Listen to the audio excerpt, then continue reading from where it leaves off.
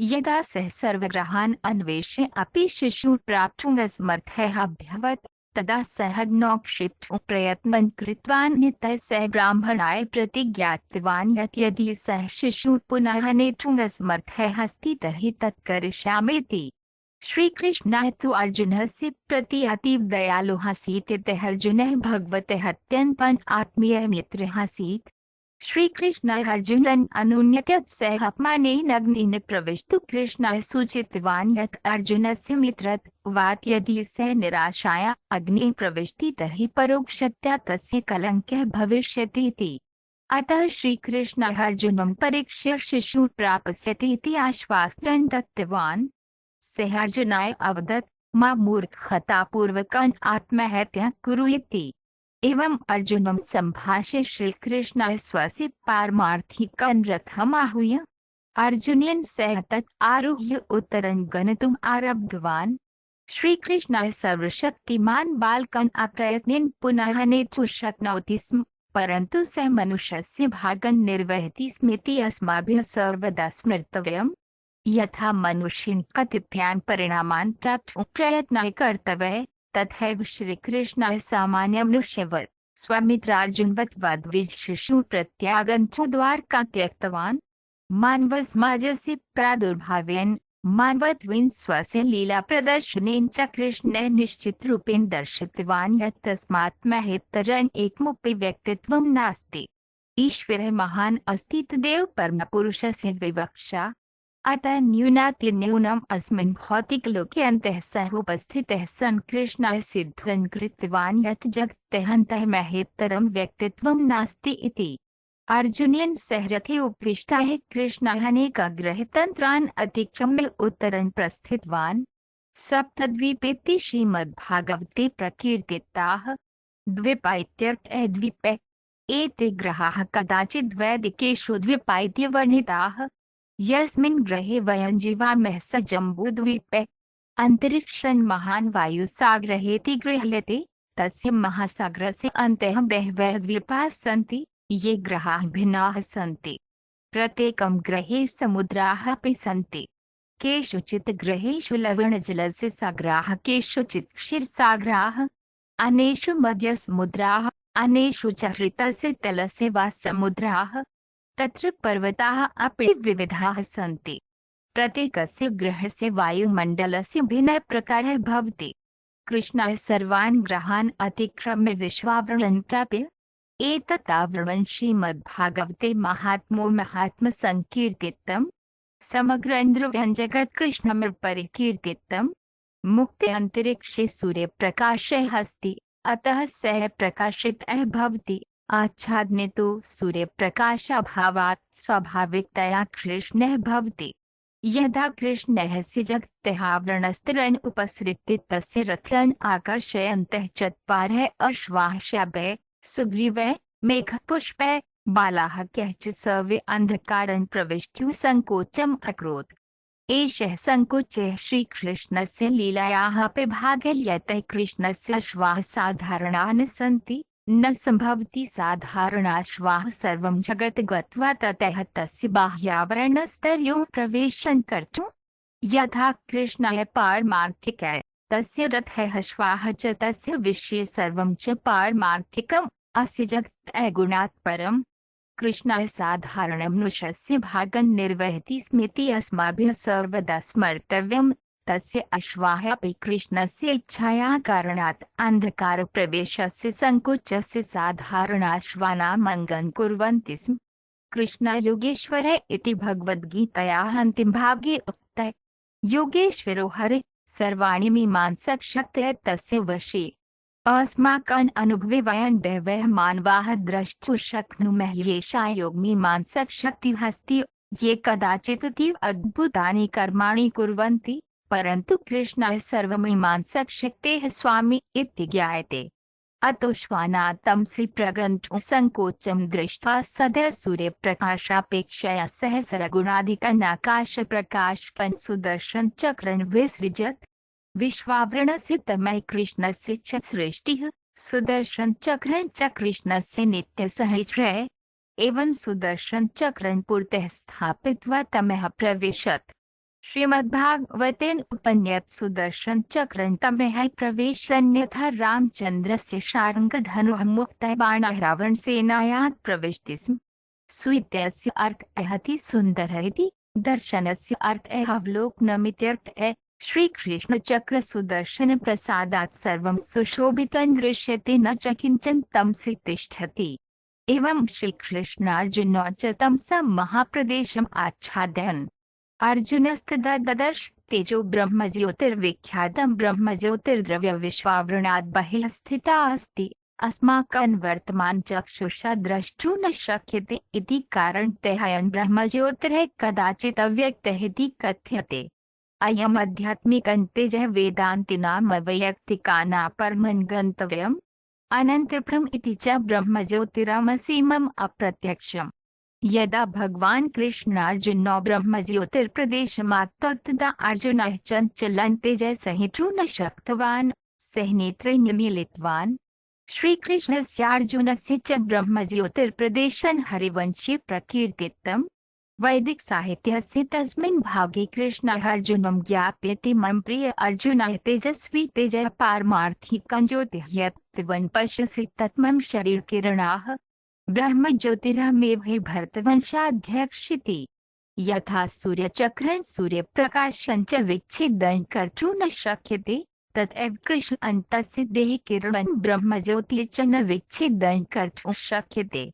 एवं कृष्णः ब्रह्मज्योतिर्स्वयमिति दापयति इति हरिवंशे स्फुटमुक्तं। यदा कृष्णः हिंसयति ब्रह्मज्योतिराध्यात्मिक स्फुलिङ्गाख्य सूक्ष्मकणानां वा चित्कणानां वा संयोगे सोऽहम् अहं ब्रह्मज्योतिरिति वैदिक शब्दाः जीवेषु अपि प्रयोक्तुं शक्यन्ते, ये अपि ब्रह्मज्योतिरिति वक्तुं शक्नुवन्ति। हरिवंशे कृष्णः अग्रे व्याख्यायते इदं ब्रह्मज्योतिर्मम आध्यात्मिक शक्ति विस्तारमिति। कृष्णः अर्जुनाय अवदत् ब्रह्मज्योतिर्मम बाह्य शक्ति प्रदेशात् परं माया शक्तिः इति। संसारे स्थिते ब्रह्म तेजो यः न संभवति, अर्थात भौतिक लोके इदं तेजः न प्रकटते, आध्यात्मिक लोके तु प्रकाशते। तदेव हरिवंशे व्याक्ता व्यक्त शब्दानां प्रयोजनम्। भगवद्गीतायां उक्तम् अव्यक्तो व्यक्तात् सनातनः शक्तो नित्यं प्रकटितो। तदनन्तरं भगवान् कृष्णार्जुनौ विशालं आध्यात्मिकं जलं प्रविष्टौ। एतत् आध्यात्मिकं जलं करणः सागरं कथ्यते। अस्य अर्थः यत् अयं सागरः भौतिकस्य सृष्टेः उत्पत्तिः अस्ति, विराजिति च विख्यातन्त्रिगुणप्रभावरहितत्वात्। मृत्युञ्जय तंत्रे वैदिक साहित्ये अस्य करणः सागरस्य विराजस्य वा सजीवर्णनं दृश्यते। तत्र उत्पन्न यत् ग्रहान्तर्गतं सर्वोच्चं सत्यलोकं ब्रह्मलोकं वा परं रुद्रलोकं महाविष्णुलोकं च। अस्य महाविष्णुलोकस्य विषये ब्रह्मसंहितायाः करणार्णवजले भजति स्म योगनिद्रा अनन्तजगदण्डा सर्वं कूपहेति उक्तं। भगवान् महाविष्णुः कराणे शयितः निःश्वासे असंख्याताः जगता गच्छन्ति, निःश्वासे च तस्य अन्तः प्रविशन्ति असंख्याः इति। एवं द्रव्यसृष्टिः उत्पद्यते पुनः निवृत्ता च। यदा श्रीकृष्णार्जुनौ जले प्रविष्टौ तदा प्रबलं तेजस्वी तूफानं प्रवहति इति भासते। करणसागरस्य जलं च महती व्याकुलम् अभवत्। श्रीकृष्णस्य प्रसादात् अर्जुनस्य अत्यन्तं सुन्दरं करणसागरं द्रष्टुं शक्नुवन्नद्वितीयः अनुभवः अभवत्। कृष्णेन सहितः अर्जुनः जलस्य अन्तः विशालं प्रासादं दृष्टवान्। बहुमूल्यमणिनिर्मितस्तम्भाः स्तम्भाः सहस्राणि आसन्, तेषां स्तम्भानां चञ्चलतेजः तावत् सुन्दरः आसीत् यत् अर्जुनः तेन मुग्धः अभवत्। तस्य प्रासादस्य अन्तः अर्जुनः कृष्णः च अनन्तदेवस्य विशालं रूपं दृष्टवन्तौ। अनन्तदेवः शेषनागः महानागरूपः सहस्राणि फलानि प्रत्येकं बहुमूलाः तेजस्विभिः मणिभिः अलङ्कृतं सुन्दरं चकाचौन्धं करोति स्म। अनन्तदेवस्य एकैकस्य फलानां नेत्रौ अतीव भयङ्करौ। कैलासस्य पर्वतशिखरं शुक्लं सदा हिमवृतं, तस्य कण्ठाः नीलवर्णाः आसन्, जिह्वाः अपि। एवम् अर्जुनः शेषनागरूपं दृष्टवान्। शेषनागस्य अतिमृदुशुक्लशरीरे महाविष्णुः सुसुखदः शयितः इति अपि दृष्टवान्। सः सर्वव्यापक अतिशक्तिमानाविर्भूतः अर्जुनः अवगन्तुं शक्नोति स्म यत् द्रुपः पुरुषः पुरुषोत्तमः इति ख्यातः सः पुरुषोत्तमः परमो वा श्रेष्ठः इति ख्यातः यतः अस्मात्रूपात् जगत् अन्तः अन्यत् विष्णोः गर्भोदकशाय विष्णुः इति नाम्ना निष्पद्यते। भगवतः महाविष्णुरुपञ्च पुरुषोत्तमम् इति संसारात् परत्वात्। तामस्य अर्थः अन्धकारः इति उत्तमस्य अर्थः ऊर्ध्वं पारमार्थिकः इति अतः उत्तमस्य अर्थः भौतिकस्य कृष्णोत्तमप्रदेशस्य उपरीति। अर्जुनाय पुरुषोत्तमस्य महाविष्णोः शरीरवर्णः वर्षाकाले नवमेघे कृष्णः इति दृष्टवान्। अतीव सुन्दर पीतवस्त्रधारी सुन्दरं स्मितन्मुखं कमलपत्रसदृशं नेत्रं च अतीव आकर्षकम्। महाविष्णोः शिरस्त्राणं बहुमूल्यमणिभिः सुकुण्डलैः शिरसि कुञ्चित् केश सौन्दर्यं वर्धयति स्म। अष्टौ बाहु महाविष्णोः जानुपर्यन्तं सुदीर्घाः कण्ठे कौस्तुभमणिविभूषितं वक्षः स्थले श्रीवत्सप्रतीकेन लक्ष्मीविश्रामस्थानम् इत्यर्थः। जानुपर्यन्तं पद्ममाला धारयति स्म भगवान्। दीर्घमाला एषा वैजयन्तीमाला इति ख्यातः। नन्द सुनन्द सहकारिभिः सह मूर्तन् सुदर्शन चक्रं पितस्य पार्श्वे स्थितम् आसीत्। यथोक्तं भगवतः संख्यशक्तयः सन्ति ते अपि मूर्तरूपेण तत्र स्थितवन्तः।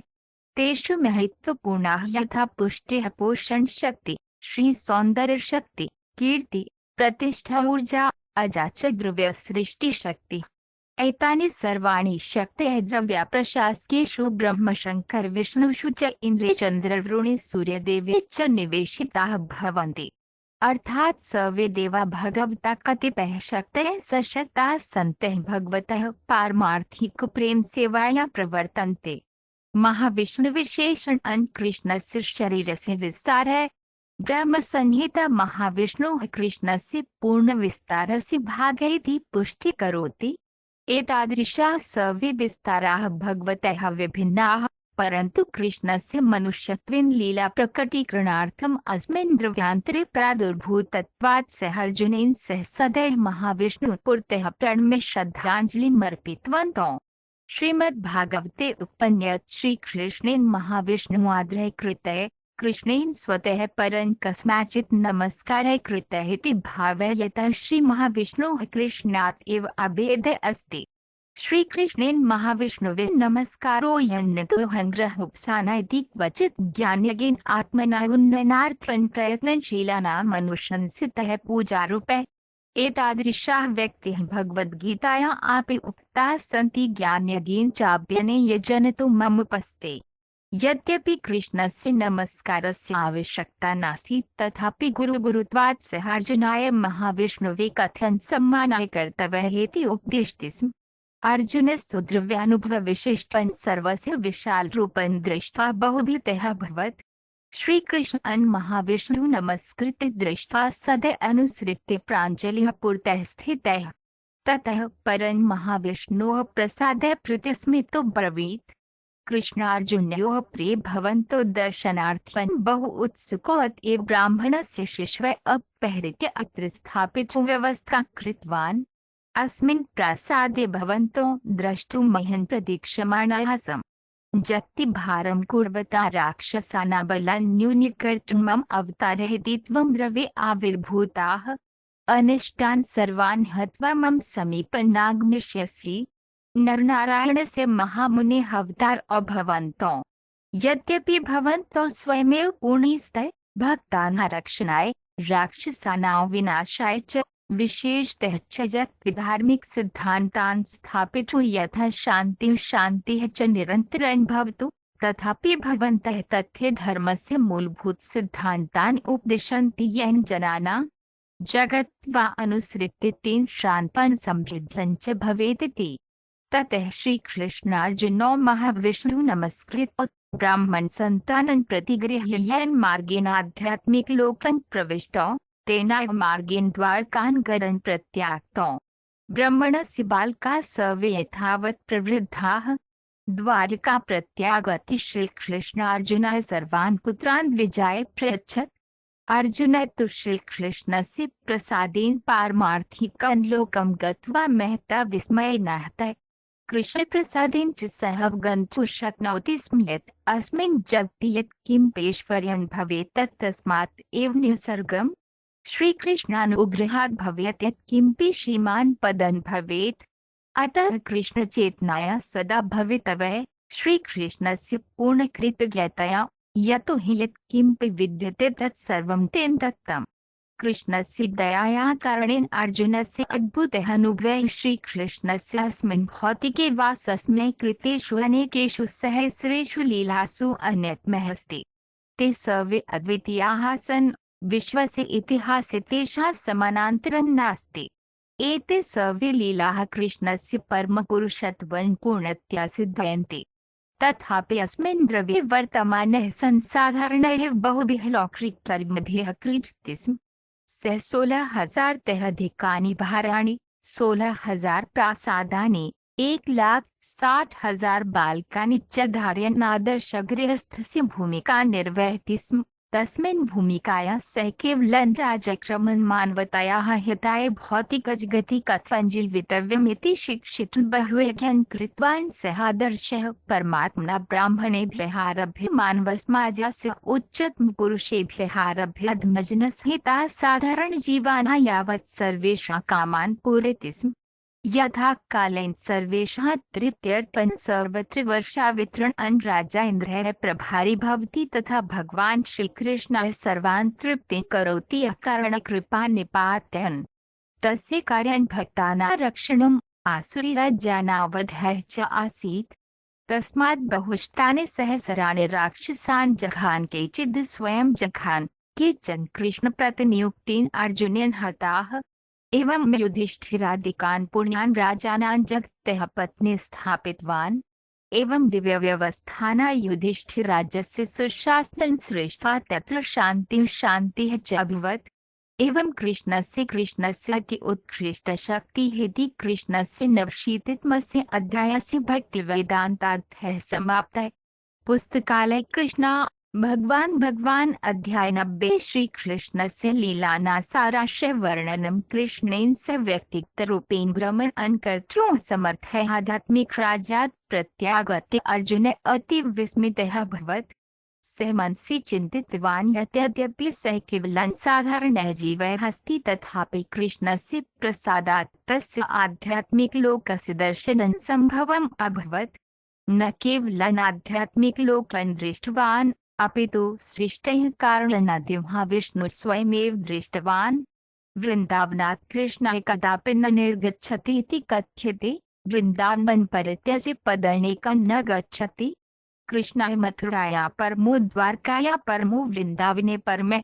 द्वारकायां कृष्णस्य लीलाः तस्य वासुदेव भागेन प्रदर्शिताः, तथापि मथुरा द्वारका व्यक्तवासुदेव भागस्य वृन्दावने कृष्णस्य आदिव्यक्तेः च भेदः नास्ति।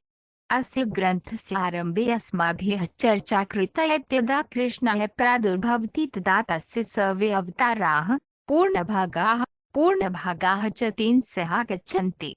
एवं तस्य केचन भिन्नाः लीलाः नाद्य कृष्णेन एव अपितु तस्य विस्तारः प्रकटिताः भवन्ति।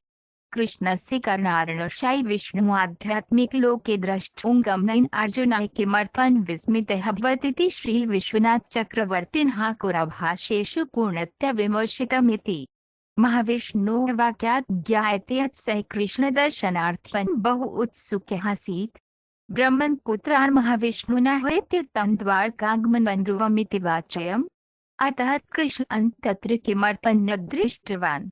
संभवम् उत्तरम् अस्ति यत् यावत् कृष्णः अनुज्ञां न ददाति तावत् सः आध्यात्मिकलोकस्य कारणसागरे शयितः महाविष्णुना अपि न दृश्यते।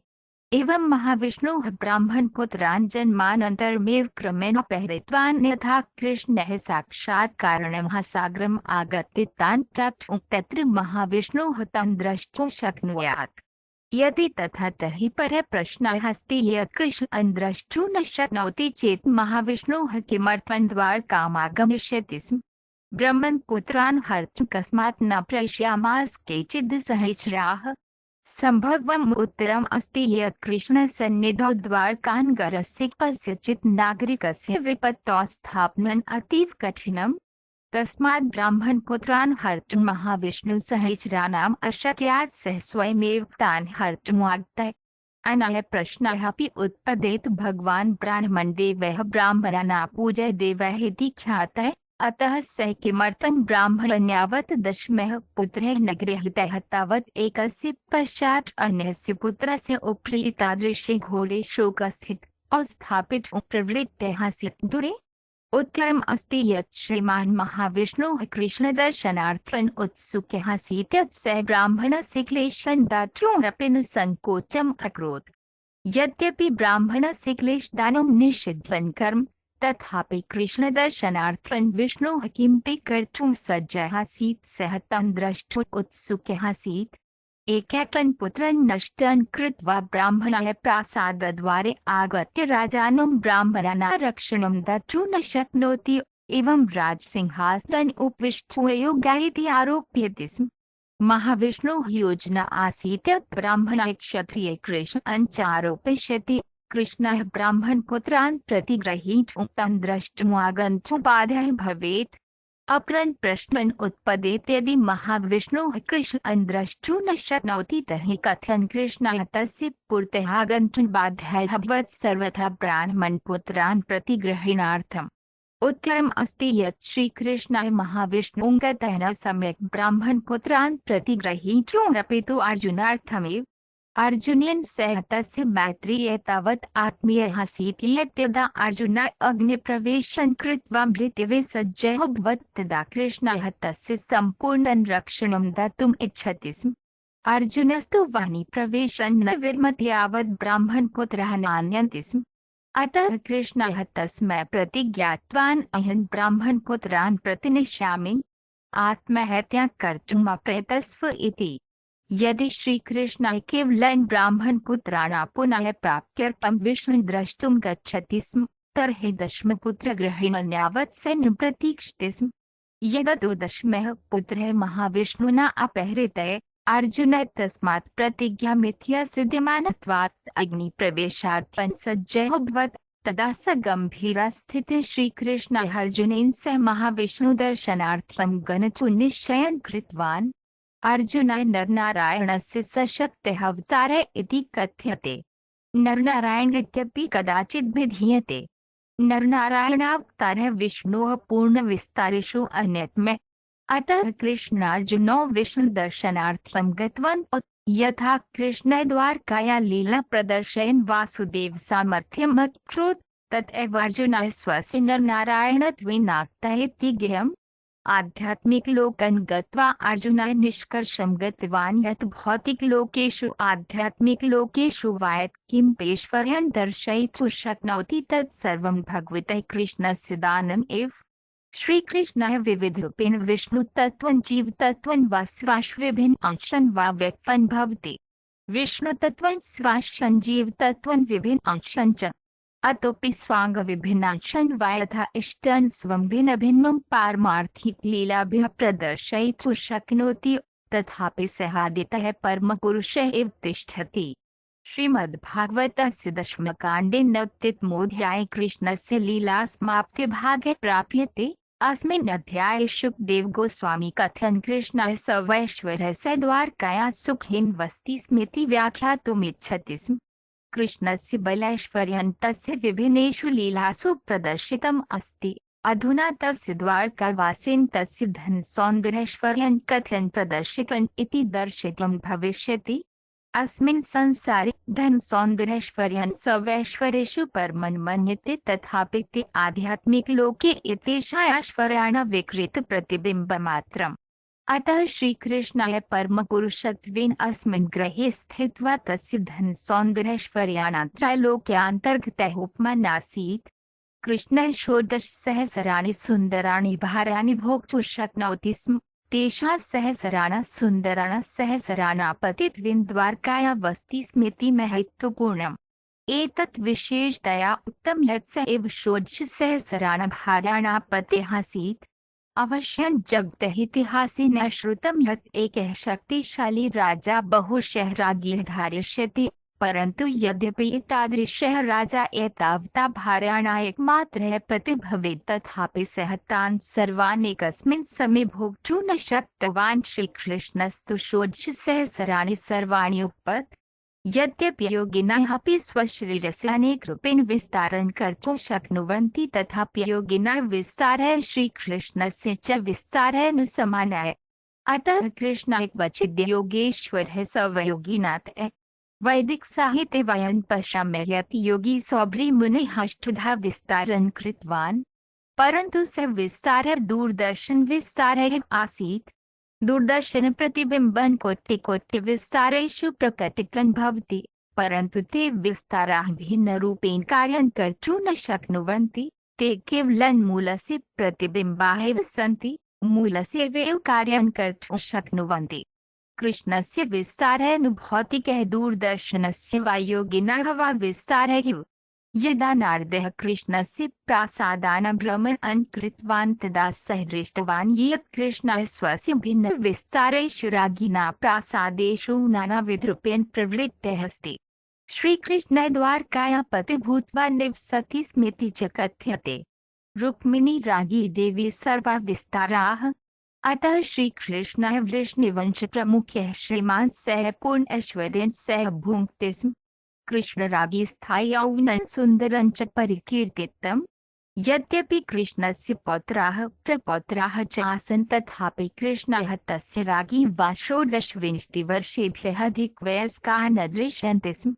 तरुणाः राज्ञीः तावन्तः सुन्दराः आसन् यत् गमनसमये आकाशे गच्छन् विद्युतिव दृश्यन्ते स्म।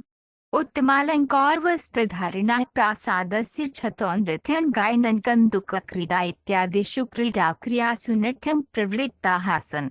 भौतिकजगति बालिकानां नृत्यं टेनिस् क्रीडा च आदिदेवस्य कृष्णस्य तस्य पत्न्याः मूलिलानां विकृतप्रतिबिम्बानि सन्ति। मार्गाश्चैतिश्च गजाश्वत्थपदाति सैनिकः सदा गजान् सेवाया प्रवृत्ते तेभ्यः मद्यं दत्तं भवति। द्वारकाया गजाना तावत् मद्यं दत्तं यत् तस्य महती मात्रा मार्गे प्रोक्षयित्वा मत्ताः वीथिषु गच्छन्ति स्मिति कथ्यते।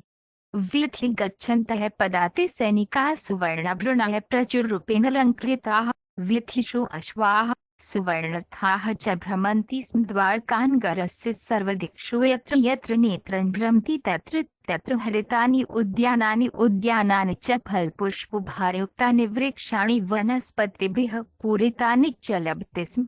यतो हि तावन्तः सुन्दराः फलपुष्पवृक्षाः आसन्। सर्वे मधुरचक्षुकाः पक्षिणः गुञ्जन्तः भृङ्गाः च मिलित्वा मधुरं स्पन्दनं कृतवन्तः। एवं पुरी द्वारकापुरे सर्वैश्वर्यं पूर्णतया।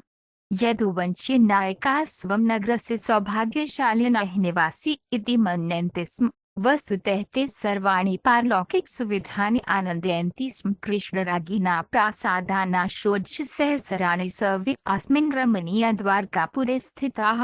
तेषां सर्वेषां सुविधानां परमो नित्यभोक्ता श्रीकृष्णः षोडशसहस्ररूपेषु विस्तारं कृत्वा युगपत्।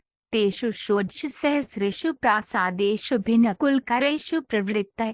प्रत्येकं प्रासादेषु सुन्दरालङ्कृतानि उद्यानानि सरोवराणि च आसन्। सरोवराणां स्फुटजले नीलपीतशुक्लरक्तादिवर्णानि बहूनि पुष्पितानि पद्मपुष्पाणि आसन्। कमलपुष्पाणां केसरचूर्णं च वायुना समन्ततः उड्डयमानम् आसीत्। सर्वाणि सरोवराणि सुन्दरहंसकक्रेण पूर्णानि आसन्। यदा कदा सुरेलशब्दैः रोदितानि आसन्। श्रीकृष्णः कदाचिदपि सरोवराणि वा नद्यः वा स्वपत्नीभिः सह प्रविशतः सह पूर्णहर्षेण तरणं लीलम् आचरति स्म। कदाचिदपि श्रीकृष्णपत्न्यः तरन्तौ स्नानौ वा जलमध्ये भगवन्तं आलिङ्गयन्ति स्म। सुन्दरस्तन विभूषणं कुङ्कुमस्य रक्तसिन्दूकं च भगवतः वक्षः स्थलङ्करक्तवर्णाय। अव्यक्तिवादिनः आध्यात्मिकजगति एतादृशाः भोगविविधाः सन्ति इति विश्वासितुं न साहसं करिष्यन्ति, परन्तु आध्यात्मिकजगति तथ्यात्मकं नित्यानन्ददायकं भोगं प्रदर्शयितुं भगवान् श्रीकृष्णः ग्रहे अवतीर्य आध्यात्मिकलोकं विहीनं नास्ति इति दर्शितवान्। जीवनस्य तादृशानां सुखसुविधानां केवलं भेदः अस्ति यत् आध्यात्मिकजगति तादृशाः सुविधाः शाश्वताः कदापि न समाप्ताः। भौतिकजगति तु केवलं अनित्यविकृत प्रतिबिम्बाः। यदा श्रीकृष्णः तादृशे भोगे प्रवृत्तः आसीत् तदा गन्धर्वाः व्यावसायिक सङ्गीतकाराः चतारवादः पीतलक्रिलः च सुरीलसङ्गीतः सह महिमाम् अकुर्वन् समघन वातावरणं च महता उत्सवस्य उत्सवरूपेण परिणमति स्म। उत्सवभावे कदाचित् भगवतः पत्न्याः तस्य शरीरे सिरिञ्जसदृशेनेन्द्रियेण जलं सिञ्चन्ति स्म। भगवान् अपि तथैव रागिणा शरीराणि आर्द्रयति स्म। कृष्णरागिभ्यः लीलासु प्रवृत्तौ स्वर्गो राजा यक्षराजः बहुभिः भार्याभिः सह लीलायां प्रवृत्तः भासते स्म। यक्षराज कुबेर इति ख्यातः स्वर्गराज्यस्य कोषाध्यक्षः एवं कृष्णपत्न्याः आर्द्रता प्राप्तौ स्तनोरुषु सहस्रगुणं शोभनं वर्धते स्म। दीर्घकेशाः तानि अलङ्कर्तुं पतन्ति स्म। तेषां शरीरस्य अङ्गाः केशेषु स्थापितानि सुन्दराणि पुष्पाणि पतन्ति स्म। रागी च भगवतः जलक्षेपणेन बाधिताः सिरिञ्जरूपं यन्त्रं हर्तुं याचनायां तस्य समीपं गच्छन्ति स्म। तेन प्रयासः तादृशी स्थितिं च निश्यते यत्र भगवता तान् स्वेच्छया तस्य समीपं गच्छन्तः आलिङ्गितुं शक्नोति स्म। आलिङ्ग्य भगवतः पत्न्याः मुख्योः दाम्पत्यप्रेमस्य स्पष्टान् सूचकान् अनुभवन्ति स्म। अनेन आध्यात्मिकानन्दस्य वातावरणं निर्मीयते स्म। यदा भगवतः कण्ठस्थमाला तदा रागिणा स्तन्योः स्परिशति स्म तदा तेषां सर्वं शरीरं केशपीतेन आवृतं जातम्। आकाशलीलायां प्रवृत्ताः रागिः आत्मानं विस्मृतवन्तः। तेषां शिथिलाः केशाः नद्याः सुन्दरतरङ्गाः इव दृश्यन्ते स्म। यदा रागिः कृष्णस्य शरीरे जलं सिञ्चन्ति स्म अथवा सः रागिणा शरीरेषु जलं सिञ्चति स्म तदा सर्वा स्थितिः यथा गजस्य बहुभिः गजगजः सहस्रशिरम्भाणः वासीत्। परस्परं पूर्णतया आनन्दं प्राप्य रागिः कृष्णेश्वरः च जलात् बहिः आगत्य व्यावसायिकाः नर्तकः हर्तुं स्वस्य आर्द्रवस्त्रं त्यजन्ति स्म। यत् अतीव मूल्यवान् आसीत्। एतेषां गायकानां नर्तकानां च तादृशेषु अवसरेषु रागिराजः अवशिष्टानां बहुमूल्यवस्त्राभरणपुरस्कारात् परं जीवनसाधनं नासीत्। समाजस्य सर्वा व्यवस्था एतावता सुनियोजना आसीत् यत् ब्राह्मणक्षत्रियवैश्यशूद्रादिविभिन्नदेषु समाजसदस्यानां सर्वेषां जीवनयापनस्य कष्टं नासीत्। समाजस्य विभागानां मध्ये स्पर्धा नासीत्। जातिव्यवस्थायाः मूलसङ्कल्पना एतावता योजना कृता आसीत् यत् कस्मिंश्चित् प्रकारे व्यवसायनिरतः पुरुषसमूहः भिन्नव्यापारे निरतः अनेन पुरुषसमूहेन सह स्पर्धा न करिष्यति स्म। एवं श्रीकृष्णः षोडशसहस्राणां भाराणां सङ्गतिं भुङ्क्ते स्म। केचन भगवतः भक्ताः दाम्पत्यप्रेमस्य मृदुतया परमेश्वरं प्रेम कर्तुम् इच्छन्ति। ते कृष्णस्य पत्नीत्वस्य स्थितिं प्रति उन्नताः भवन्ति। कृष्णः च तान् सदासक्तान् स्वस्य दयालुव्यवहारेण तस्य समीपे एव स्थापयति। कृष्णस्य भार्याभिः सह व्यवहारः, तस्य गतिः, तस्य सह वार्तालापः, तस्य स्मितं, तस्य आलिङ्गनमित्यादयः कार्याणि ये प्रेम्णः भर्तुः सन्ति तान् सर्वदा तस्मिन् अतीव आसक्तं कृतवन्तः। सा जीवनस्य परमा सिद्धिः। यदि कश्चित् कृष्णासक्तः सदा तिष्ठति तर्हि मुक्तः तस्य जीवनं सफलं च इति ज्ञेयम्। यः कश्चित् भक्तः कृष्णं हृदयात्मना प्रेम करोति तस्य कृष्णः तादृशं प्रतिकारं करोति यत् भक्तः तस्मिन् आसक्तः न तिष्ठति। कृष्णस्य तस्य भक्तानां च परस्पर व्यवहारः तावत् आकर्षकः यत् भक्तः कृष्णात् परं विषयं चिन्तयितुं न शक्नोति। सर्वेषां रागिणां कृते कृष्ण एव तेषां पूजनीयम् आसीत्। कृष्णस्य कमलनेत्रस्य शोभनकृष्णस्य च विचारे सदा लीनाः आसन्। क्वचिदपि कृष्णचिन्तया तूष्णीभवानुभवानन्देन क्वचित् प्रमत्तमिव वदन्ति स्म। कदाचित् श्रीकृष्णस्य सान्निध्ये पित्तेन सह सरसेवा नद्याः वालीलाः सजीवरूपेण वर्णयन्ति स्म। एतादृशानां कश्चन वार्तालापाः अत्र वर्णिताः। रागी उवाच प्रियकुरे पक्षी इदानी बहुविलम्बः रात्रौ सर्वे सुप्ताः सन्ति इदानी सर्वं जगत् शान्तञ्च अस्ति। एतस्मिन् समये भगवान् सुप्तः अस्ति। यद्यपि तस्य ज्ञानं कस्यापि परिस्थित्या अविक्षिप्तं भवति तर्हि त्वं किमर्थं न सुप्तः? किमर्थं सर्वं रात्रौ एवं शोचसि? सखे कि त्वमपि भगवते कमलनेत्रः तस्य मधुरस्मितः आकर्षकः वचनः च यथा वयं स्मः तथा आकृष्टाः सन्ति। किते व्यवहाराः अस्माकं हृदयं यथा चिमटयन्ति। नमस्ते चक्रवाकी, किमर्थं त्वया नेत्राणि निमीलितानि? कि त्वं भर्तारं परदेशं गतः स्यात्? किमर्थं त्वं करुणतया शोचसि? हा, त्वं बहु दुःखितः इति भासते। अथवा त्वमपि भगवतः शाश्वतं सेवकत्वं प्राप्तुमिच्छुकः इति तथ्यम्। वयं मन्यामहे यत् त्वं भगवतः चरणकमलेषु मालां स्थापित्वा ततः केशेषु स्थापित्वा उद्विग्नः असि। किमर्थं गर्जसि सर्वं दिवारात्रं प्रिय सागर? कि भक्तः निद्रा न रोचते? वयं मन्यामहे त्वा अनिद्रया आक्रान्तम्। अथवा यदि वयं न दोषाः अस्माकं प्रियः श्याम सुन्दरः भक्तः स्वाभाविक गुणाः गुरुत्वाकर्षणं सहन शक्ति च युक्त्या अपहृतवान्। कि तथ्यन्यते तस्मात् कारणात् भवन्तः अस्माकं सदृशं निद्राग्रस्ताः सन्ति। आम्, अस्य रोगस्य कोऽपि उपायः नास्ति इति वयं स्वीकुर्मः। प्रियचन्द्रदेव, वयं मन्यामहे यत् त्वं तीव्रप्रकारेण यक्ष्मा आक्रमितः। अस्य कारणात् त्वं दिने दिने कृशः च भवसि। तव कृशकिरणाः रात्रौ तमः क्षीणं कर्तुं न शक्नुवन्ति। त्वमिदानीम् अथवा श्यामसुन्दरस्य गूढं दुर्वचनं स्तब्धोऽस्माकं स्तब्धोऽसीति। अस्याः तीव्रचिन्तयाः कारणादेव त्वं गम्भीरः असि इति तथ्यम्। हे हिमालयस्य वायुः, कित्वा कृतं यत् त्वं कृष्णेन सह मिलनस्य कामं जागृत्य अस्मान् विडम्बयितुमिच्छसि? कि त्वं न जानासि यत् वयं पूर्वमेव भगवतः कुटिलनीत्या क्षतिग्रस्ताः स्मः? प्रिय हिमालयवायुः, ज्ञातव्यः यत् वयं पूर्वमेव आहताः स्मः। अस्मान् अधिकाधिकं क्षतिं कर्तुम् आवश्यकता नास्ति। प्रिया सुन्दरमेघ तव सुन्दरशरीरस्य वर्णः अस्माकं प्रियस्य श्यामसुन्दरस्य शरीरस्य सदृशः। अतः वयं मन्यामहे यत् त्वं यदुवंशप्रमुखस्य अस्माकं भगवतः अतीव प्रियस्य। तस्य प्रियत्वात् च वयं यथा वयं स्मः तथैव ध्याने लीनः असि इति वयं मन्यामहे। श्यामसुन्दरस्य चिन्तापूर्णं हृदयं वयं ज्ञातुं शक्नुमः। त्वं तं द्रष्टुम् अति उत्सुकः दृश्यसे। अतएव अस्माकं नेत्रेभ्यः अश्रुबिन्दवः स्खलन्ति इति वयं पश्यामः। प्रिय कृष्णमेघ, अस्माभिः स्पष्टतया स्वीकारणीयः अन्यत् श्यामसुन्दरेण सह आत्मीयसम्बन्धं स्थापितुम् अन्यथा गृहे आरामेण स्थित्वा अनावश्यकचिन्ताक्रयणमिति।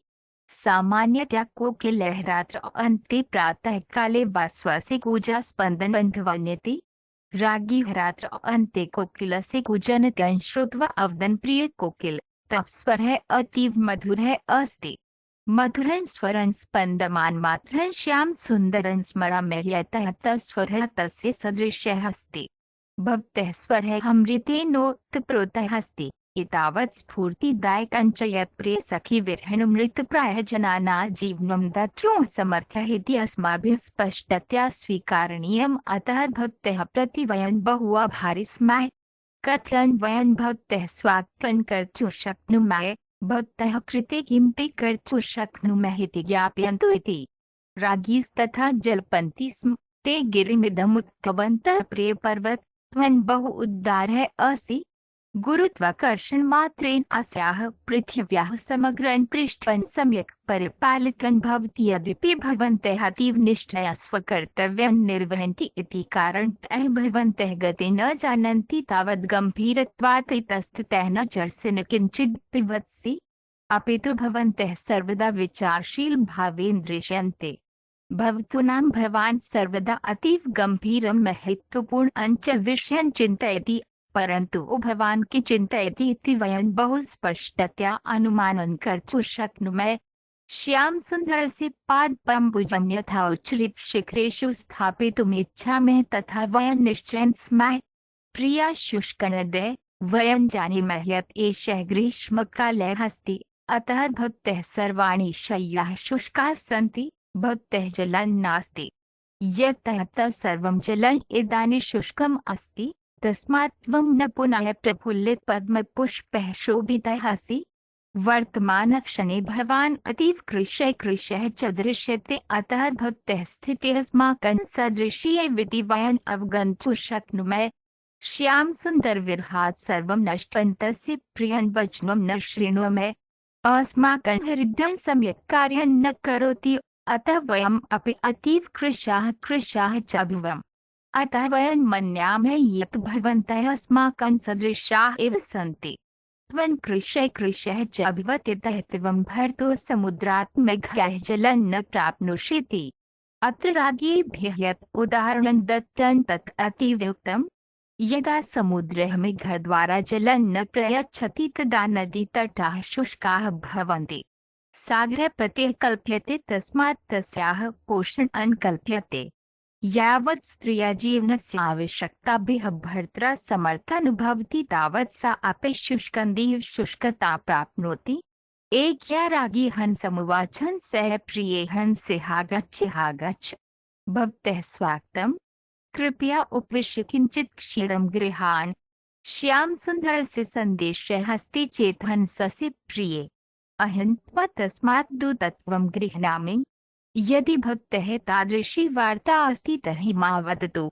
अस्माकं श्यामसुन्दरः सर्वदा अतीव स्वतन्त्रः अस्ति।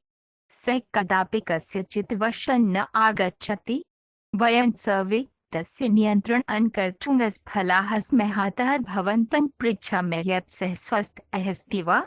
श्यामसुन्दरः अतीव चपलः इति ज्ञापयामि। तस्य मैत्री सर्वदा क्षणिकं भवति, किञ्चित् आन्दोलनेन अपि भग्नं भवति। किन्तु सः मयि किमर्थम् एतावत् अदयालुः इति भवन्तः कृपया व्याख्यास्यन्ति वा। पूर्वं सः वदति यत् अहमेव तस्य प्रियतमः भार्यास्मि, कि सः तत् आश्वासनं स्मरति। तथापि भवतः स्वागतं, कृपया उपविष्टु। श्यामसुन्दरः तव याचना स्वीकुर्वितुं न शक्नोमि। यदा सः मां चिन्तयति तदा अहं किमर्थं तस्य पश्चात् उन्मत्तः भवेयम्। अहं त्वां ज्ञापयन्तीव दुःखितः अस्मि यत् त्वं दरिद्रहृदयस्य दूतः अभवः। तस्य समीपं गन्तुं मा प्रार्थयसि, अहं तु न गच्छामि। तत् किं? त्वं तस्य मम समीपम् आगमनस्य विषये कथयसि, कि सः मम दीर्घकालं यावत् अपेक्षापूर्णं कर्तुम् अत्र आगन्तुम् इच्छति। सर्वोचित त्वं तं अत्र आनेतुं शक्नोषि, न तु तस्य प्रियां देवीम् आनय। कि त्वं मन्यसे यत् सः क्षणमपि न विरह्यते, किं सः आगन्तुं शक्नोति लक्ष्मी विना। तस्य व्यवहारः अतीव अप्रियः अस्ति।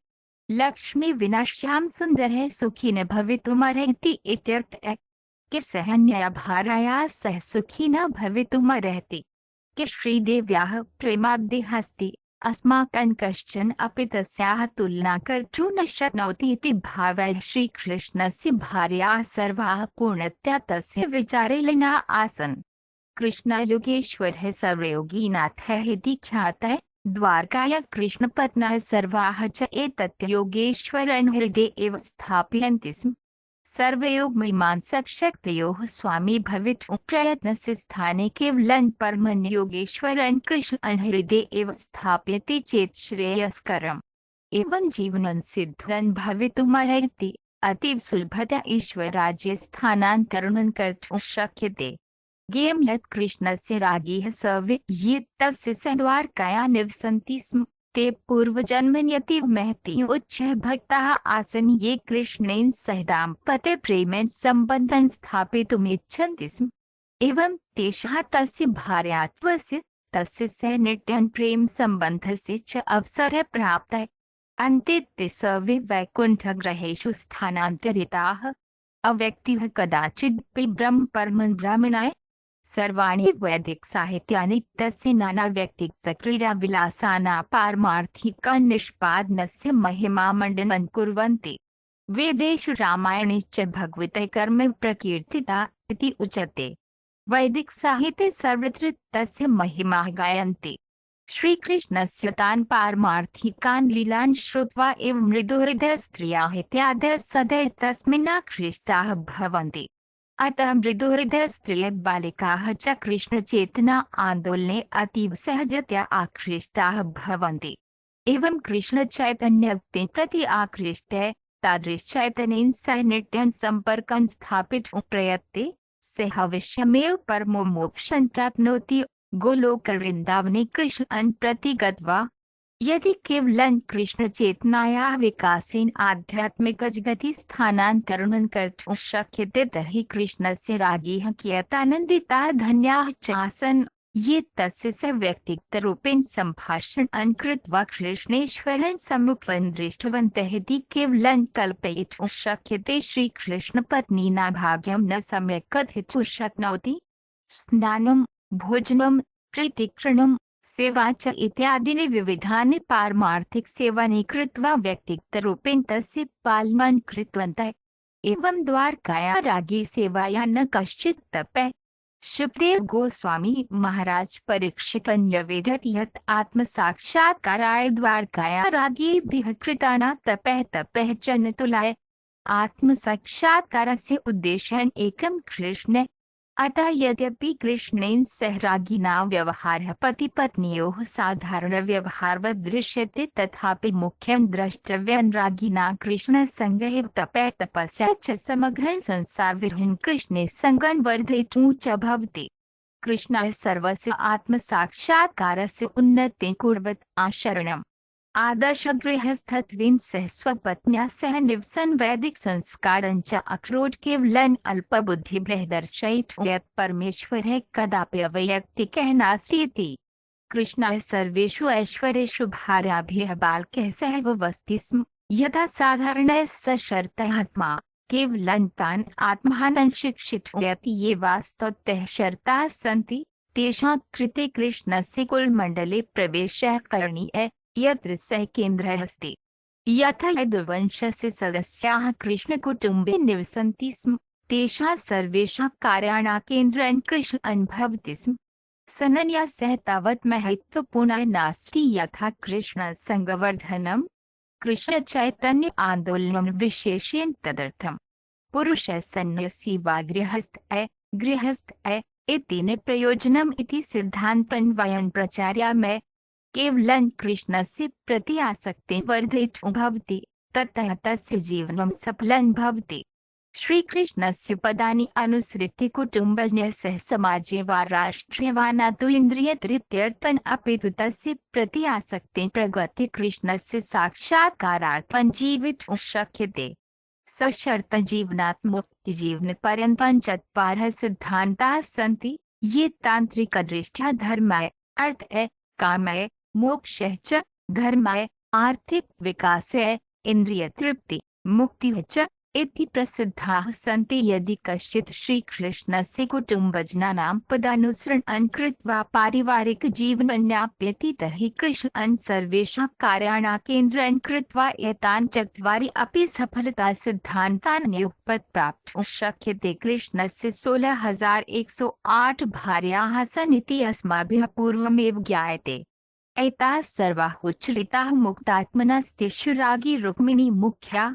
रुक्मिणी परं सप्रधान भार्याणामष्टानां मुख्यराज्ञिनां पुत्राणां नामानि पूर्वम् एतेषां अष्टानां राज्ञिना जातानां पुत्राणां अतिरिक्तं श्रीकृष्णस्य अनः राज्ञीभिः एकाकेन 10 पुत्राः अभवन्। एवं कृष्णस्य पुत्राणां संख्या 16,108 गुणा 10।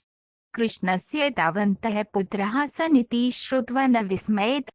कृष्णस्य परमात्मत्वं तस्य असीम शक्तया सदा स्मरेत्। सः सर्वान् जीवान् स्वपुत्रान् इति दावान् करोति अतः तस्य व्यक्तिगतरूपेण 1,61,080 पुत्रान् सत्ताः इति तथ्यं विस्मयस्य कारणं न भवेत्। कृष्णस्य महाबलपुत्रेषु 18 पुत्राः महार्थाः एकान्ते युद्धं कर्तुं शक्नुवन्ति स्म। बहूना पदातिरथ अश्वगजाना सह अष्टादश सुताना यशस्सु विस्ताराः प्रायः सर्वेषु वैदिक साहित्येषु वर्णिताः। अष्टादशमहार्थपुत्राः प्रद्युम्न निरुद्ध दीप्तिमान् भानुसाम मधु बृहद्भानु चित्रभानुव्रेकरुण पुष्कर विद्बाहु श्रुत देव सुनंदन चित्रबाहु विरूप कवि नग्रोध्यो सूचीकृताः। कृष्णस्य अष्टादशमहार्थपुत्रेषु प्रद्युम्नः गृणीव स्मरेत्। प्रद्युम्नः संयोगीन्द्रागलः रुक्मिण्याः ज्येष्ठः पुत्रः आसीत्। तस्य महापितुः कृष्णस्य सर्वे गुणाः प्राप्ताः। मातुलपुत्री रुक्मी विवाहित तस्मात् विवाहात् अनिरुद्धो जातः। अनिरुद्धः तावत् प्रबलः आसीत् यत् सहस्राणि गजैः सह युद्धं कर्तुं शक्नोति स्म। रुक्मिणी पितामहन् रुक्मिणी भ्रातरन् पौत्रीं। यतो हि तेषां मातुलपुत्रयोः सम्बन्धः दूरस्थः आसीत्, अतः तादृशः विवाहः असामान्यः नासीत्। अनिरुद्धस्य पुत्रः वज्रः आसीत्। केषाञ्चित् ब्राह्मणानां शापेन सर्वो यदुवंशे नष्टे वज्र एव जीवितः। वज्रस्य एकः पुत्रः आसीत् प्रतिबाहुः। प्रतिबाहुः सुबाहुः शान्तसेनः शान्तसेनः शतसेनः। शुभदेवेन उपन्यत्य दुर्वंशस्तस्याः सर्वेषां बहुसन्ततिः आसीत्। यथा कृष्णस्य बहवः पुत्रपौत्राः प्रपौत्राः च आसन्, तथैव नामाङ्कितानां राजानां अपि तथैव कुलविस्तारः आसीत्। न केवलं तेषां सर्वेषां बहवः बालकाः आसन्, अपि तु सर्वे असाधारणतया धनिनः समृद्धाः च आसन्। तेषु कश्चन अपि दुर्बलः अल्पायुषः वा नासीत्। सर्वेभ्यः अपि उपरि दुर्वंशस्य सर्वे सदस्याः ब्राह्मण संस्कृतेः कट्टरभक्ताः आसन्। ब्राह्मण संस्कृतेः रक्षणं च योग्य ब्राह्मणानां रक्षणं क्षत्रियराजानां कर्तव्यम्। एते सर्वे राजानः स्वकर्तव्यं सम्यक् निर्वहन्ति स्म। यदुवंशस्य सदस्याः तावन्तः आसन् यत् तेषां सर्वेषां वर्णनं बहु कठिनं स्यात्। यद्यपि एकस्य बहुसहस्रवर्षस्य आयुः कालः भवति स्म। श्री शुकदेवः महाराज परीक्षिताय अवदत् यत् यदुवंशस्य बालकानां शिक्षणार्थं केवलं 3,88,00,000 यावत् अध्यापकाः आचार्याः वा सन्ति इति विश्वसनीयस्रोतात् श्रुतवान्। यदि स्वसन्तति शिक्षणार्थं तावन्तः शिक्षकाः आवश्यकाः आसन् तर्हि परिवारजनानां संख्या कियत् विशाला आसीत् इति केवलं कल्पयितुं शक्यते। तेषां सैन्यबलस्य विषये कथ्यते यत् उग्रसेनस्य राजानः व्यक्तिगत अङ्गरक्षकाः 14,000,000 आसन्। अस्मिन् जगतः श्रीकृष्णस्य आगमनात् पूर्वं राक्षसानां देवानां च बहूनि युद्धानि अभवन्। युद्धे बहवः राक्षसाः मृताः। तेषां सर्वेषाम् अस्मिन् पृथिव्याः उच्चराजकुटुम्बेषु जन्मनः अवसरः प्राप्तः। राज्य उच्चपदानां कारणात् एते सर्वे राक्षसाः अतीव प्रफुल्लिताः अभवन्। तेषां केवलं प्रजानाम् उपद्रवः एव व्यापारः आसीत्। श्रीकृष्णः द्वाप्रान्ते वस्मिन् ग्रहे प्रादुर्भूतः तेषां सर्वेषां राक्षसानां विनाशाय। यथा भगवद्गीतायां परित्राणाय साधूनां विनाशाय च दुष्कृतं भगवतः भक्तानां रक्षणाय दुष्टानां विनाशाय च आगच्छति इति। केचन देवाः कृष्णस्य पारमार्थिकलीलासु साहाय्यार्थं पृथिव्यां उपस्थिताः भवेयुः। यदा कृष्णः प्रादुर्भूतः तदा स नित्यसेवकसङ्गीनाक्तः, किन्तु केचन देवाः अपि तस्य साहाय्यार्थम् अवतरितुं प्रार्थिताः। एवं ते यदुवंशी जन्मं गृहीतवन्तः। यदुवंशस्य देशस्य विभिन्नेषु भागेषु 101 कुलानि आसन्। एतेषां भिन्नानां कुलानां सर्वे सदस्याः श्रीकृष्णस्य दिव्यस्थानस्य अनुकूलरीत्या आदरं कुर्वन्ति स्म। ते सर्वे तस्य भक्ताः हृदयात्माः आसन्। एवं सर्वे यदुवंशस्तस्याः दिव्यकुलाः सुखिनः समृद्धाः च आसन्। तेषां चिन्ता नासीत्। कृष्ण भगवतः अन्तर्निहित श्रद्धया भक्तित्वात् ते कदापि अन्यैः राजाभिः पराजिताः न अभवन्। तेषां कृष्णप्रेमः तावत् तीव्रः आसीत् यत् तेषां नियमितक्रियासु उपविष्टेषु निद्रासु यात्रासु वार्तालापेषु क्रीडासु शुद्धौ स्नानेषु च ते केवलं कृष्णविचारेषु लीना आसन्। शारीरिक आवश्यकतासु किमपि ध्यानं न ददति स्म। तदेव श्रीकृष्णभक्तस्य शुद्धस्य लक्षणम्। यथा कस्मिंश्चित् विचारे पूर्णतया लीनः भवति चेत् स कदाचित् स्वस्य अन्यशरीरक्रियाः विस्मरति। तथैव यदुवंशस्य सदस्याः स्वशरीरस्य आवश्यकतानां कृते स्वयमेव कार्यं कुर्वन्ति स्म, परन्तु तेषां वास्तविकं ध्यानं सर्वदा कृष्णे एव आसीत्। तेषां शरीरक्रियाः यान्त्रिकरूपेण क्रियन्ते स्म, परन्तु तेषां मनः सर्वदा कृष्णचेतनाया लीनम् आसीत्। श्री सुखदेव गोस्वामिना श्रीमद्भागवतस्य दशमस्य कान्तस्य नवतितमोऽध्यायः श्रीकृष्णस्य पञ्चविशेषोत्कर्षान् दर्शयित्वा समाप्तवान्।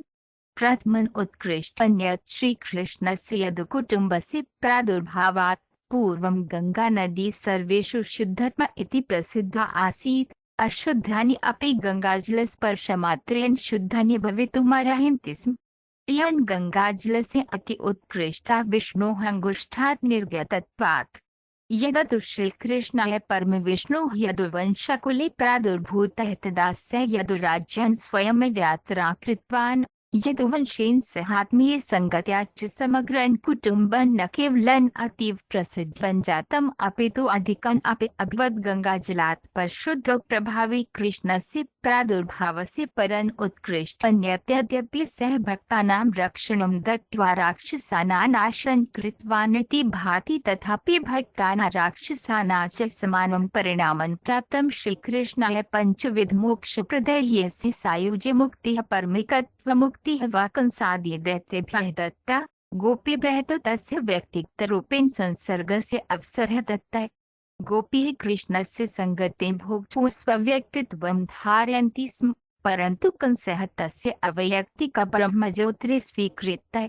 अनेषु शब्देषु राक्षसा गोपौ चाध्यात्मिक विमुक्तौ, परन्तु राक्षसानां शत्रुत्वात् गोपीनां मित्रत्वात् च राक्षसाः हताः, गोपीः च रक्षिताः। श्रीकृष्णस्य तृतीयोत्कर्षः आसीत् यत् ब्रह्मेन्द्रचन्द्रादिदेवैः पूजिता भगवता गोपीभ्यः अधिकं प्राधान्यं दत्त्वा अपि सर्वदा भगवतः सेवाया निरता एव आसीत्। लक्ष्मीजी गोपीभ्यः सह समस्तरं प्राप्तुं यथाशक्ति प्रयत्नं कृतवती, परन्तु सा सफला न अभवत्। तथापि सा कृष्णाय निष्ठावान्। यद्यपि सा सामान्यतया ब्रह्मादिदेवैः पूजिता अपि एकस्मिन् स्थाने न तिष्ठति। श्रीकृष्णस्य प्रादुर्भावस्य चतुर्थं उत्कर्षं तस्य नाम वैभवविषयकं वर्तते। सहस्रं विष्णूनां भिन्नानां जपेन त्रिवरं रामस्य पुण्यस्य जपेन यथा लाभः प्रदातुं शक्यते इति वैदिकसाहित्ये उक्तम्। एकवारमेव च श्रीकृष्णस्य पुण्यनामजपेन समानं लाभं लभते। अनेषु शब्देषु विष्णुरामादिषु सर्वेषु पुण्यनामेषु कृष्णं नाम परमं प्रबलम्। अतः वैदिकसाहित्ये कृष्णस्य पवित्रनामस्य जपस्य विशेषतया बलं दत्तमस्ति। हरे कृष्णाय कृष्ण कृष्णाय, हरे हरे हरे रामाय राम रामाय हरे हरेति। भगवान् चैतन्यः अस्मिन् युगे कृष्णनामस्य पुण्यस्य जपस्य प्रवर्तनं कृतवान्। अतः अन्ययुगापेक्षया मुक्तिः बहु सुलभा अभवत्। अनेषु शब्देषु श्रीकृष्णः अवताराभ्यां श्रेष्ठतरः। यद्यपि ते सर्वे समानरूपेण परमेश्वरः। श्रीकृष्णस्य प्रादुर्भावस्य पञ्चमम् उत्कृष्टं भगवद्गीताया स्वस्य समर्पणमात्रेण सर्वधर्मसंस्कारान् निर्वहति इति एकेन वचनेन सर्वधर्मोत्तमत्वं प्रतिष्ठापितवान्। वैदिकसाहित्ये 20 विधाः धर्माः उल्लिखिताः, तेषां प्रत्येकं शास्त्रेषु वर्णितम्। परन्तु भगवान् कृष्णः युगस्य पतितानां शर्तानामात्मानां प्रति तावत् दयालुः अस्ति यत् सः स्वयमेव प्रकटितः भूत्वा सर्वेभ्यः सर्वविधधर्मसंस्कारान् त्यक्त्वा केवलं तस्मै समर्पणं कर्तुं प्रार्थितवान्। कथ्यते यदन्कलियुगं त्रिचतुर्थांशं धर्मविहीनम्। अस्मिन् युगे यद्यपि धर्मस्य चतुर्थांशं न पाल्यते, परन्तु श्रीकृष्णस्य दयायाः कारणात् न केवलं एतत् कलियुगशून्यं पूर्णतया पूरितम्, अपितु धार्मिकप्रक्रिया एतावता सुलभा कृता यत् केवलं भगवतः श्रीकृष्णस्य पुण्यनामानि हरे कृष्ण हरेति जपेन पारमार्थिकं प्रेम्णा सेवा कृत्वा कृष्ण कृष्णाय हरे हरे रामाय राम रामाय हरे हरे धर्मस्य उच्चतमं परिणामं प्राप्तुं शक्यते। यत् आध्यात्मिक लोकान्तर्गतं उच्चतमं गृहं गोलोकवृन्दावनं प्रति स्थानान्तरणं भवति। एतत् सर्वं विचार्य श्रीकृष्णस्य पृथिव्या प्रादुर्भावस्य लाभं सदैव अवगन्तुं शक्यते। तस्य प्रादुर्भावेन जगतः जनानां कृते उपशमदानं सर्वथा साधारणं नासीत् इति अवगन्तुं शक्यते। एवं श्री शुकदेवः श्रीकृष्णस्य अति उच्च स्थान वर्णनं समाप्यति। यथा हे श्रीकृष्ण सर्वे महिमा भवतः परमात्मा इति त्वं सर्वेषां हृदये वर्तमानः। तेन त्वञ्जनिवास इति ख्यातः सर्वहृदयवासिनी। यथा भगवद्गीतायां ईश्वरः सर्वभूतानां हृदयेषु तिष्ठति पुष्टः परमात्मा विशेषे भगवान् सर्वस्य हृदये निवसति। न तु कृष्णस्य भगवतः पृथक् अस्तित्वं नास्ति इति भावः। मायादिदार्शनिकाः परब्रह्मस्य सर्वव्यापी वैशिष्ट्यं स्वीकुर्वन्ति, परन्तु परब्रह्मस्य वा परब्रह्मस्य प्रादुर्भावे सति द्रव्यवशं प्रादुर्भवति इति मन्यन्ते। यतो हि श्रीकृष्णः देवकीपुत्रत्वेन प्रादुर्भूतः, तस्मात् मायावादी दार्शनिकाः कृष्णं साधारणं जीवं गृह्णन्ति यस्मिन् जगति जन्मति। अतः सुखदेव गोस्वामी तान् चेतयति देवकी जन्मवाद। यद्यपि कृष्णः देवकीपुत्रत्वेन प्रसिद्धः तथापि वस्तुतः सः परमात्मा वा सर्वव्यापी भगवान् इति। देवकी जन्मवादं तु भक्ताः अन्यथा गृह्णन्ति। भक्ताः अवगच्छन्ति यत् वस्तुतः कृष्णः मातुः यशोदाः पुत्रः आसीत्। यद्यपि कृष्णः प्रथमं देवकीपुत्रत्वेन प्रादुर्भूतः, तथापि सः तत्क्षणमेव यशोदा मातुः अंके स्थानान्तरितवान्। तस्य बाल्यक्रीडा मातुः यशोदानन्द महाराजेन आनन्देन आनन्दितम्। एतत् तथ्यं वासुदेवेनैव स्वीकृतं यदा सः कुरुक्षेत्रे नन्दमहाराजं यशोदा च मिलितवान्। कृष्णबलरामः च वस्तुतः मातुः यशोदा नन्द महाराजयोः पुत्रः इति सः स्वीकृतवान्। वासुदेव देवकी च केवलं तेषां आधिकारिकं पिता माता च आसीत्। तेषां पिता माता च नन्दः यशोदा च। अतः सुखदेव गोस्वामी श्रीकृष्णं देवकी जन्मवादं कथयति। ततः शुकदेवः यदुवृपृच्छत् यदुवंशस्य सभागृहं सम्मानितः नानासुरहन्ता इति भगवन्तं महिमानं करोति। कृष्णः सर्वान् राक्षसान् स्वस्य भिन्न भिन्न शक्तिप्रयोगेन मारितुं शक्नोति स्म, परन्तु सः तान् व्यक्तिगतरूपेण मारितुम् इच्छति स्म। तेषां मोक्षं दातुं राक्षसानां वधार्थं कृष्णस्य अस्मिन् भौतिके आगमनस्य आवश्यकता नासीत्। केवलं तस्य इच्छायाः कारणात् तस्य व्यक्तिगतप्रयत्नेन बहवः शतसहस्राणि राक्षसाः मारितुं शक्यन्ते स्म।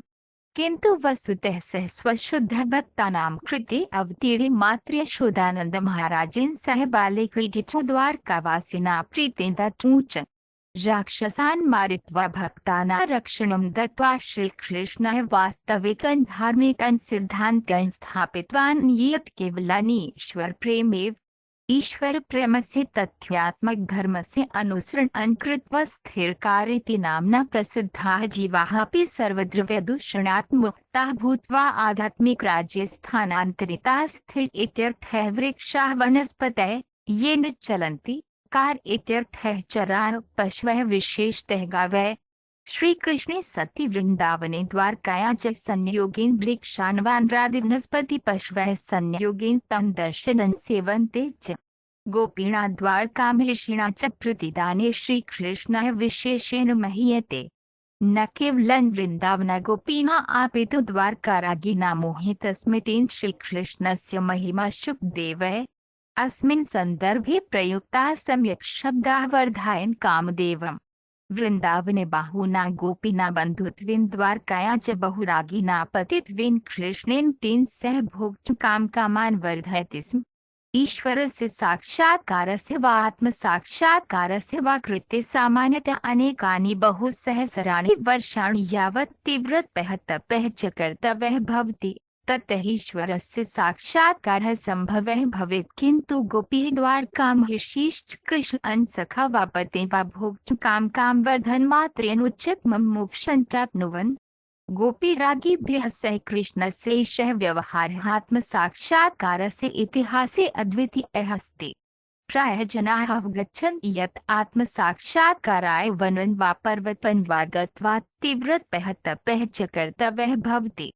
किन्तु गोपीरागैः केवलं दाम्पत्य प्रेमिन् कृष्णसक्ताः विलासैश्वर्यपूर्णे तथा स्थिते इन्द्रियजीवने तस्य सङ्गतिं भोक्तुं च मैतीना ऋषिणा साधुना च परमं मोक्षं प्राप्तवन्तः। तथा च कंसदन्तवुक्रशिशुपालादयो राक्षसाः सर्वे कृष्णशत्रुरूपेण व्यवहरन्ति स्म। ते अपि आध्यात्मिकलोके स्थानान्तरणस्य परमं लाभं प्राप्नुवन्ति स्म। श्रीमद्भागवतमादौ श्रीव्यासदेवः परमं सत्यं वासुदेवाय कृष्णं नमस्कृतवान्। तदनन्तरं सः स्वपुत्रं शुकदेवं श्रीमद्भागवतं प्रवचन् उपदिशति स्म। अस्मिन् सन्दर्भे एव शुकदेव गोस्वामी जयति शब्देन भगवतः महिमां करोति। श्रीव्यासदेवस्य शुकदेवस्य सर्वेषाम् आचार्याणां च शिष्यक्रमेण अनुसृत्य जगतः सर्वजनसङ्ख्या श्रीकृष्णस्य महिमाम् अकुर्वन् तेषां हिताय च एतत् कृष्णचैतन्यान्दोलनं गृह्णीयुः। प्रक्रिया सुलभा सहायिका च अस्ति। केवलं हरे कृष्ण कृष्ण कृष्ण हरे हरे हरे राम राम राम हरे हरे इति महामन्त्रस्य जपः एव। अतः भगवान् चैतन्यः द्रव्यस्य उत्थान अवस्थाना प्रति निर्दयताम् अनुशंसितवान्।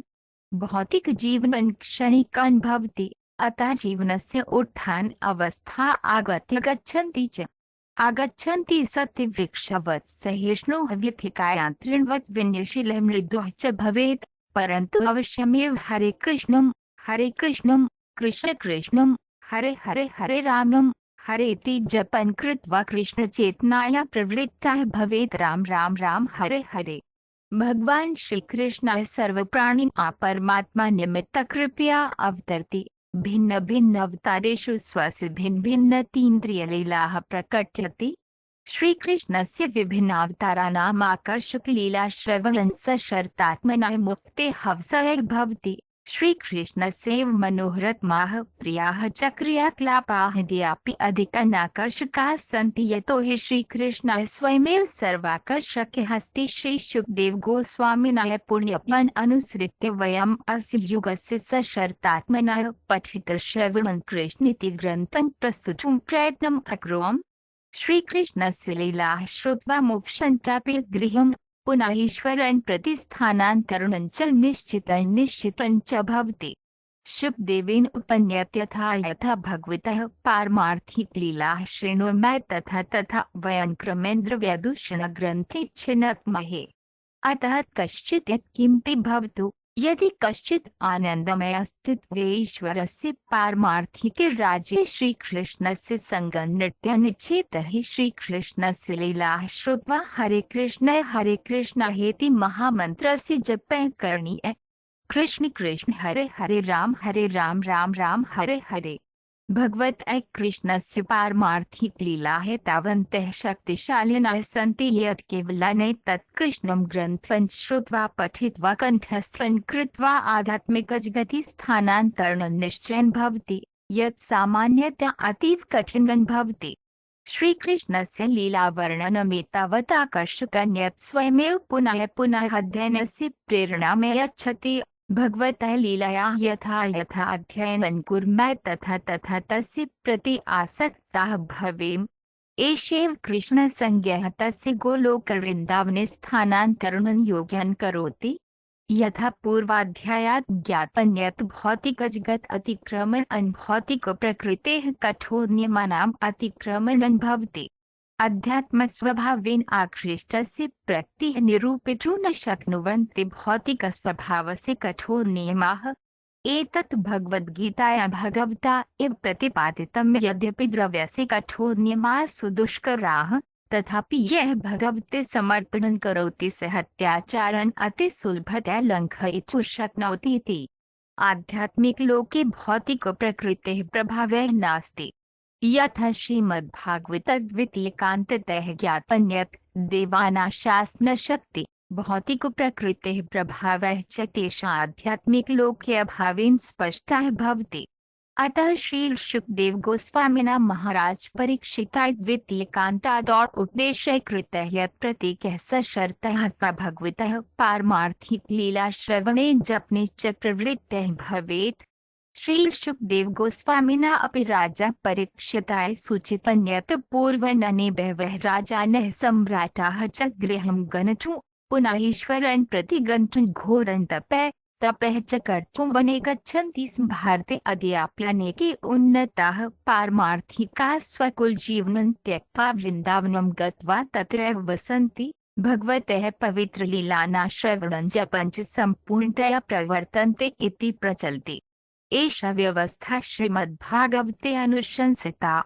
वृन्दावनस्य षड्गोस्वामिनः तदनुवर्तन्ते स्म, परन्तु वर्तमानकाले सुखदेव गोस्वामिना अनुशंसितस्य एतस्य प्रक्रियायाः अनुकरणार्थमेव अनेके कर्मिणः छद्मभक्ताः च वृन्दावनतीर्थम् अतिसङ्कीर्णं कृतवन्तः। एतदर्थं पूर्वं बहवः राजानः सम्राटाः च वनं गतवन्तः इति कथ्यते, परन्तु श्रील भक्ति सिद्धांत सरस्वती ठाकुरान् अनुशंसत् यत् एतत् वृन्दावने एकान्तजीवनं अकालं ग्रहीतव्यम्। सुखदेव गोस्वामी निर्देशानुसरणार्थं वृन्दावनम् अकालं गच्छति, पुनः वृन्दावनवासोऽपि मायाशीतः भवति। वृन्दावने एतादृशम् अन्धीकृतं निवासं निरीक्षितुं श्रील भक्ति सिद्धांत सरस्वती ठाकुरा अस्मिन् सन्दर्भे एकं सुन्दरं गीतं गायितवान्, यस्य उद्देश्यं यथा मम मनसि किमर्थं त्वं वैष्णवत्वेन गर्वितः असि। भक्तः एकान्तं भगवतः नामजपः लोकप्रियतयाः इच्छायाः आधारेण भवति। अतः भक्तः जपः केवलाडम्बरैव सस्तेन प्रतिष्ठायाः एतादृशी महत्वाकांक्षा शुक्रस्य मलेन सह उपमा भवेत्। इत्यतः तादृशी लोकप्रियता मायायाः प्रभावस्य न विस्तारः इति। सस्तेन लोकप्रियतायाः कृते वृन्दावनं गत्वा कृष्णचैतन्यस्य स्थाने क्षणिकसुखस्य स्रोतः एव धनं स्त्रियं च सर्वदा चिन्तयति। यत् किमपि धनं स्त्रियः च यस्य सन्ति तत् भगवतः सेवायां नियोज्यत श्रेयः। यतः इन्द्रियभोगः सशर्तात्मना कृते नास्ति।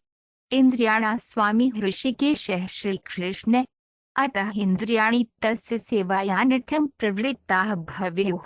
यस्य तु रावणादयः बहवः राक्षसाः सन् ये द्रव्यसेन्यं विरुद्धाः गन्तुमिच्छन्ति स्म, परन्तु ते सव्यसफलाः भवन्। अतः मिथ्या प्रतिष्ठानमात्रेण वैष्णवत्वं न गृह्णीयात् भगवतः सेवा विना। यदा तु भगवतः भक्ति सेवायां प्रवर्तते तदा स्वयमेव वैष्णवकीर्तिः तस्य समीपमागच्छति।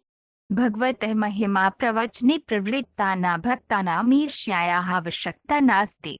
वृन्दावने तथा स्थितः बाबाजीभिः उपदेशस्य आवश्यकता नास्ति। वृन्दावने एकान्तस्थाने निवासः पुण्यनामजपः च श्रेयस्करः इत्यस्माकं व्यावहारिकः अनुभवः अस्ति। न जानन्ति यत् यदि कश्चित् प्रवचने भगवतः महिमाकरणे वा प्रवृत्तः भवति तर्हि प्रवचनकारस्य सुकीर्तिः स्वयमेव अनुवर्तते इति। अतः गृहस्थस्य प्रामाणिकजीवनं त्यक्त्वा वृन्दावने व्यभिचारजीवनं। श्रीसुखदेवस्य कृष्णानुसन्धानार्थं गृहं त्यक्त्वा वनं गन्तुम् अनुशंसनं न अपरिपक्वानाकृत्य। महाराज परीक्षितः प्रौढः आसीत्। गृहस्थजीवने पिबादौ वा कृष्णमूर्तिं पूजयति स्म।